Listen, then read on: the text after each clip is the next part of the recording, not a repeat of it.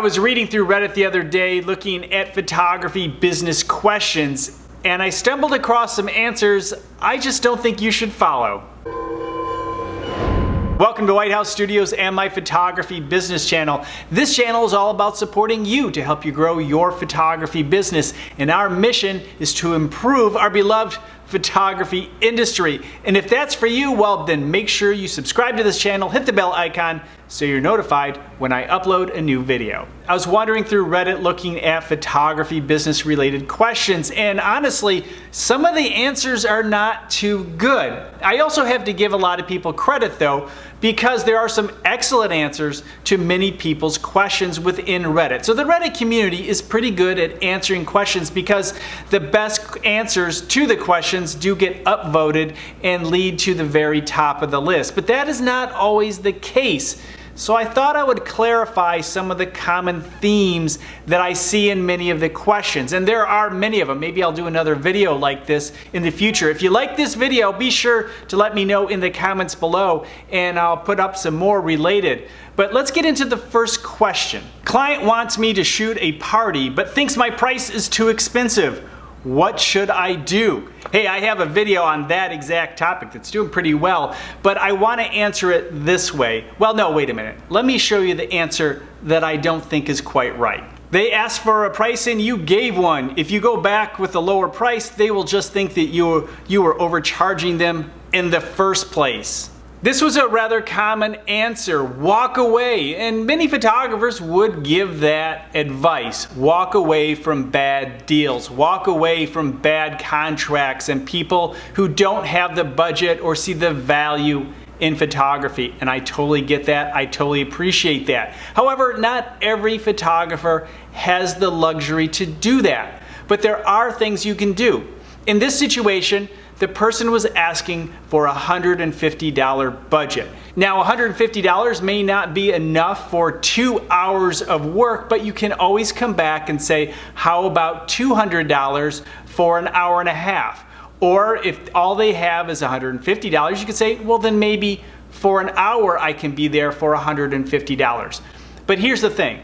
When you go down in price, is you have to take something off the table. Maybe it's worth it for you to work for 2 hours for $150. That's fine, but don't give them the full value of having a photographer there for 2 hours and all of the images for an event. Maybe you limit the images to 50 per hour. And if you'd like more than 50 images or 100 total, or maybe 25 per hour and 50 total, if they would like more of those images, then they can pay extra if they see the value in the quality photography that you created that day. The next question, how much do you spend on advertising? And a very similar and common answer is zero. All my business is referrals and word of mouth marketing. Even my website drives very little business. And this is very similar across the board. A lot of photographers rely on referral business. However, to be honest, that is the lazy way of doing marketing. Yes, a lot of photographers' work is so good and their personality is awesome and people love to work with them that they have referrals coming out their ears, and that's fine. It is a legitimate marketing plan to use referral marketing. The lazy part is that a lot of people just let it happen. They don't have a plan around referral marketing. They're not improving the quality of the referral marketing by giving people tools to help refer them. And another thing is, sometimes they say their website doesn't work. Well, that's because they're not working the website. They're not using it. They're not doing SEO. They're not making it a functional part of their marketing plan. Often such questions are looking for a monetary answer, such as exactly how much should they spend to have a profitable business. And the traditional amount is actually a percentage, 10% of your overall budget of what you want to make, or the gross amount. So if you want to make $200,000, then you probably need to spend $20,000. Now, don't panic. There are a number of ways to go about this. The thing is, you can also use your time as part of that equation. And some people use 5%, some businesses use 3%. The point is, I think it's important that we use a percentage as part of our marketing plan and then use that money wisely throughout the year. We don't just say, hey, I have $500, let me try this. You might as well throw that money away. You can send it to me if you want because it's going to get you about just as much. The thing is, you need to have a reasonable amount of money that's going to produce results. A lot of times, many of our assignments produce hundreds if not thousands of dollars in revenue.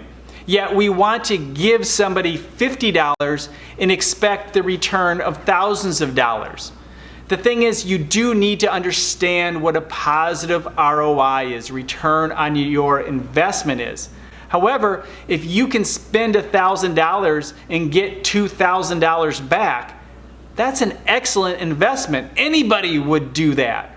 So you need to be realistic about what the money you're putting in can get you, what that ROI could be, and really make it a long-term campaign, not a one-time deal. And when you do that, you're going to have much more success when using actual income to reinvest in your business, to grow your business, and making it work in a positive way. Next question. Key things I absolutely need to start my wedding photography business. There are a lot of interesting answers, but this was the top answer at the time, and it represented a lot of people's perspective on this question. And it's a long answer, but I think it's important because I agree and disagree with parts of it. You can read the whole thing, but I'm only going to read the meat of the answer. Free or really cheap engagement shots and weddings are how I got started. I advertised on Craigslist. Is that a thing in Ireland? If not, find Craigslist's equivalent and advertise your services there. What I found is that there is no right or wrong way to go about obtaining free or cheap gigs. If you've been watching my videos, you probably know my reaction to this answer. And actually, in the next paragraph, the statement that would be my answer was stated for me. I had about 2 weddings and 3 engagement shoots on my site before I got my first paid, still cheap wedding. So you may be asking, what is it that you actually agree with that answer? Because it's a horrible answer, absolutely horrible, because it sets you up for a bunch of cheap weddings that are not going to pay the bills, and then you go out of business. Now, the idea of using engagements as a loss leader for a wedding, that can work if done well. And yeah, I guess there's no right or wrong way to obtain free or cheap gigs. However, there are right and wrong reasons.